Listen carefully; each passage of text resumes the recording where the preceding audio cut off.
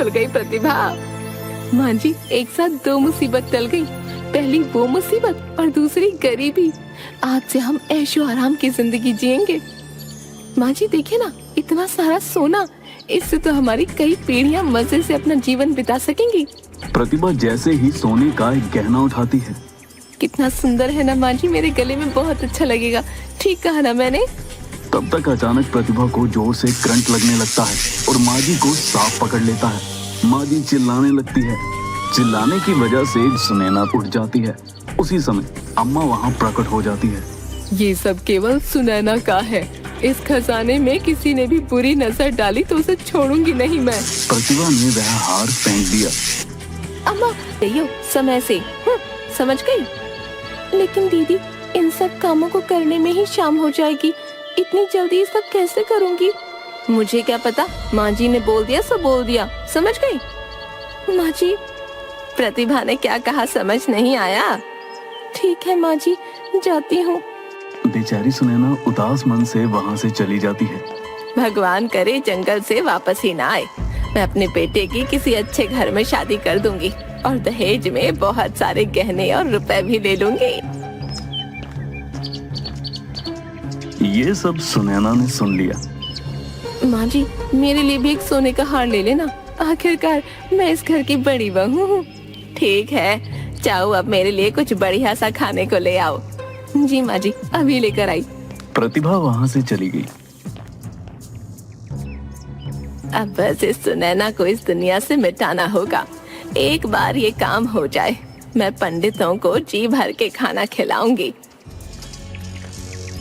सुनैना काम करते करते रोने लगी। मैं ऐसा क्या करूं जिससे माँ जी मेरे बारे में ये सब सोचना बंद कर दें। हे भगवान, मुझ पे अपनी कृपा करो। मैं ये सब और ज्यादा नहीं सह पाऊंगी। सारा काम करने के बाद सुनैना अपने साथ खाने के लिए 4 रोटी और थोड़ी सब्जी बांध के जंगल ले गया।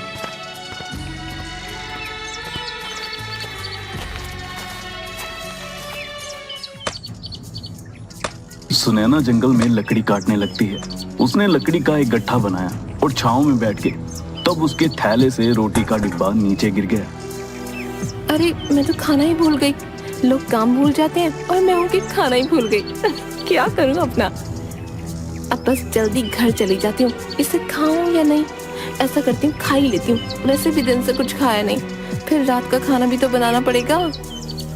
वह खाना खाने ही वाली होती है कि तभी वहाँ पर एक बकरी उसके सामने आकर बैठ जाती है। तुझे भूख लगी है?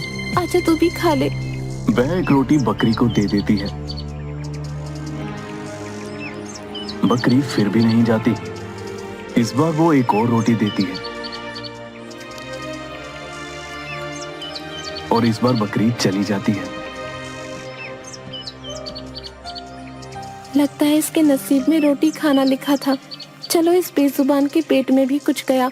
इसके बाद वो थोड़ा पानी पीती है। तब तक वहां से एक बूढ़ी औरत बहुत सारा सामान लेकर गुजर रही होती है। माँ जी, आप इस जंगल में? अपने गांव जा रही हूँ बेटी। ये रास्ता जल्दी पहुँचा देता है, इसलिए यहाँ से जा रही हूँ। औरत बहुत बूढ़ी थी। सुनैना को उस पर दया आ गई। अम्मा बैठो, मेरे पास 2 रोटी हैं, आप इन्हें खा लो। वैसे भी मुझे तो घर जाना है, इसलिए इन्हें खाने का तो समय नहीं है मेरे पास। आप मुझे थकी हुई लगती हो, आप इन्हें खा लो। अम्मा बैठ गई और हैरानी से सुनैना की तरफ देखने लगी। इस जंगल में लगता है भगवान ने तुझे भेजा है मेरे लिए। ला बेटी ला, जोरों की भूख लगी है मुझे, बहुत बुरा हाल है। खुश रहे तू बेटी। सुनैना ने रोटी सब्जी अम्मा को दे दी और अम्मा ने बड़े चाव से रोटी सब्जी खा ली।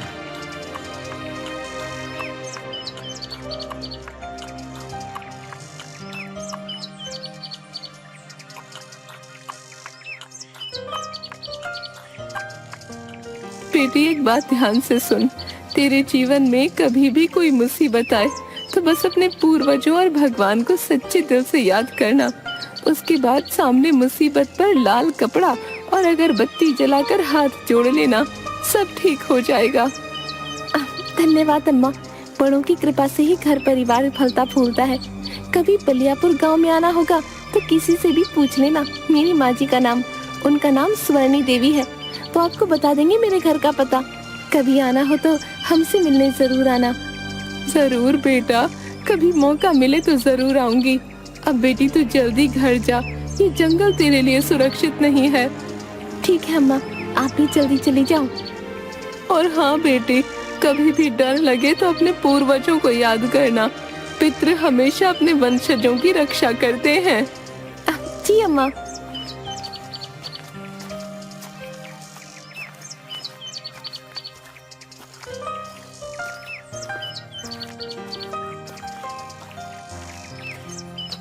सुनैना घर पहुंचती है।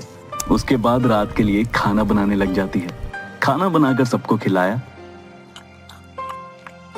और उसके बाद सब सो गए। अचानक पूरा घर हिलने लग गया। अचानक एक कमरे से बहुत तेज आवाजें आने लगी। सब लोग डर गए। कुछ देर बाद सब एकदम से शांत हो गया। माँ जी, ये क्या था? ये कैसी आवाज थी? रुक, मैं देखती हूँ। सुनैना, जा तू देख क्या है वहाँ। माँ जी, मुझे डर लग रहा है। जाती है या नहीं? इसके बाद सुनैना कमरे में देखने चलेगी। वहां कोई नहीं था।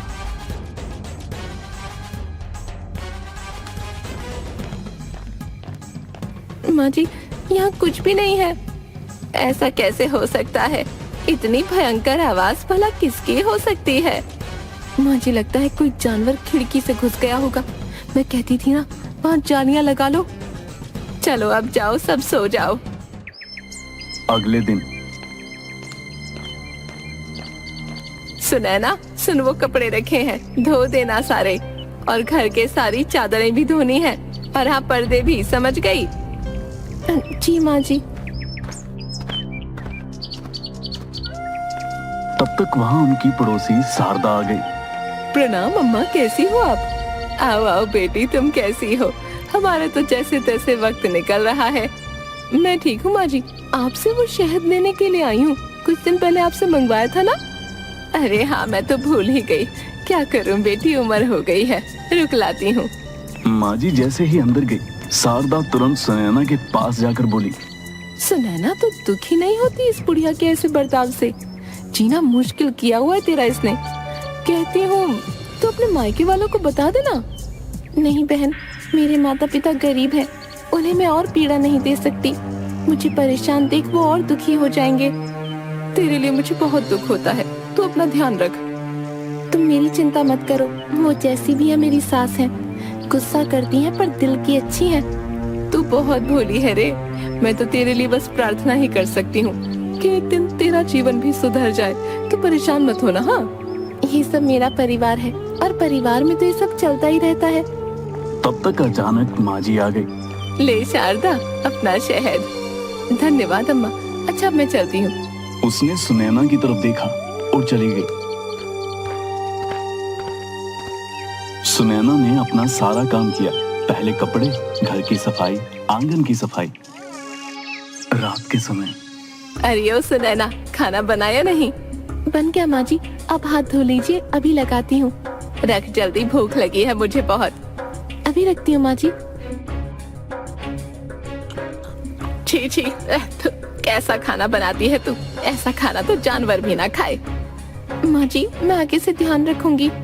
सास और प्रतिभा ने सारा खाना खा लिया और जानबूझ के बाकी रोटियां और सब्जी छुपा दी। और ला रोटी। माँ जी, रोटियां तो खत्म हो गई हैं। इस घर में तो पेट भर के खाना भी नहीं मिलता। चीना तू भर हो गया है। जा बर्तन ले जा। माँ जी ने प्रतिभा को वो खाना दिया। प्रतिभा ने तुरंत वो खाना गाय को खिला दिया और वापस वहां बैठ गई। चलिए माँ जी, कल शादी में भी जाना है, सो जाते हैं। सबने खाना खाया। किसी ने सुनैना को खाने के लिए नहीं पूछा। फिर सुनैना ने बर्तन धोए। आधी रात को अचानक आवाज आने लगी।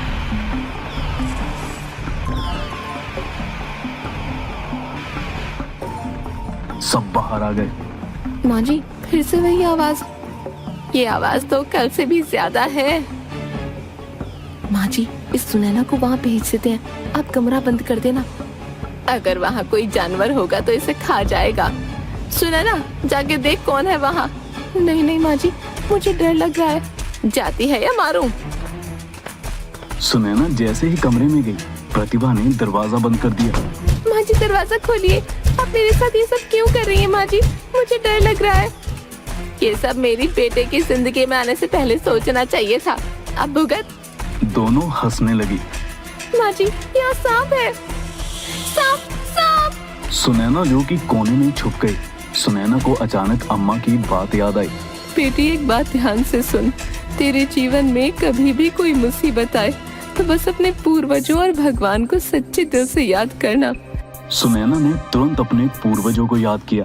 हे पितरों, मेरी रक्षा करो, कोई तो उपाय दो ताकि मैं इस मुसीबत से बच पाऊं। अचानक वहाँ पे लाल कपड़ा और धूप बत्ती आ गई। सुनैना को बूढ़ी अम्मा की बात याद आ गई। सुनैना ने तुरंत डरते डरते उसके पास गई और धीरे से उसके ऊपर लाल कपड़ा डाला और धूप बत्ती जलाने लग गई और भगवान का नाम जपने लगी। हे ईश्वर, मेरी रक्षा करो मेरी। माँ जी चलिए, लगता है वो मर गई। जानवर उसे अभी तक तो खा भी चुका होगा। कल इस कमरे को खोलेंगे। ठीक है, भगवान करे इस बार ये मुसीबत टल जाए। अगले दिन प्रतिभा ने वह कमरा खोला। सुनैना एक जगह पे लेटी हुई थी। प्रतिभा चिल्लाई, क्या हुआ? कोई भूत देख लिया क्या? माँ जी जैसे ही कमरे में आई, उन्होंने देखा कि चारों तरफ सोना ही सोना बिखरा हुआ है। हमारी तो किस्मत ही